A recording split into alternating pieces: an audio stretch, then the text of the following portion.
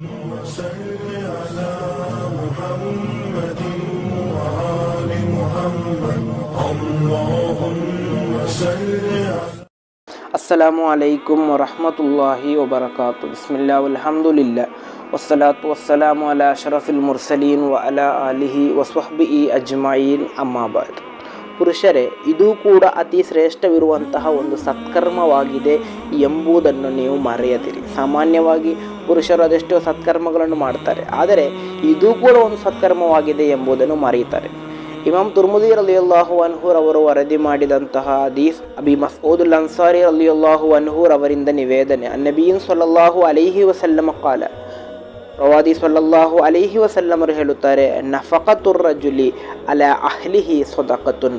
ಒಬ್ಬ ವ್ಯಕ್ತಿ ತನ್ನ ಕುಟುಂಬಕ್ಕೆ ನೀಡುವಂತಹ ವೆಚ್ಚ, ಖರ್ಚು, ಅದು ಕೂಡ ಸದಕ ಆಗಿದೆ ಎಂದು.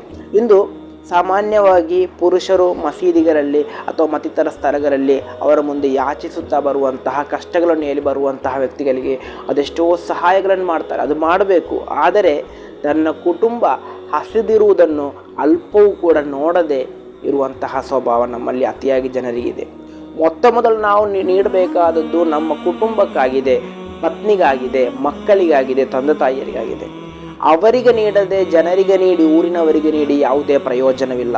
ಕಾರಣ, ತನ್ನ ಕುಟುಂಬದ ವಿಷಯದ ಕುರಿತು ಪ್ರತಿಯೊಬ್ಬರಲ್ಲೂ ಅಲ್ಲಾಹನು ನಾಳೆ ಪರಲೋಕದಲ್ಲಿ ಕೇಳ್ತಾನೆ, ಅವರಿಗೆ ಯಾತಕ್ಕೋಸ್ಕರ ನೀನು ಖರ್ಚಿಗೆ ವೆಚ್ಚ ನೀಡಲಿಲ್ಲ ಎಂದು. ಆದ್ದರಿಂದ ಮೊದಲು ನಾವು ಅತಿ ಶ್ರೇಷ್ಠವಾದಂತಹ ಒಂದು ಸತ್ಕರ್ಮವೂ ಕೂಡ ಆದ್ದರಿಂದ ನಮ್ಮ ಕುಟುಂಬಕ್ಕೆ, ನಮ್ಮ ಪತ್ನಿಯರಿಗೆ, ಮಕ್ಕಳಿಗೆ, ತಂದೆ ತಾಯಿಯರಿಗೆ ಬೇಕಾದಂತಹ ಖರ್ಚು ವೆಚ್ಚಗಳನ್ನು ನೀಡಿ, ನಂತರ ಊರಿನವರಿಗೆ, ಜನರಿಗೆ, ಕಷ್ಟವನ್ನು ಹೇಳಿ ಬಂದಂತಹ ವ್ಯಕ್ತಿಗಳಿಗೆ, ನಿರ್ಗತಿಕರಿಗೆ ಸಹಾಯವನ್ನು ಮಾಡೋಣ.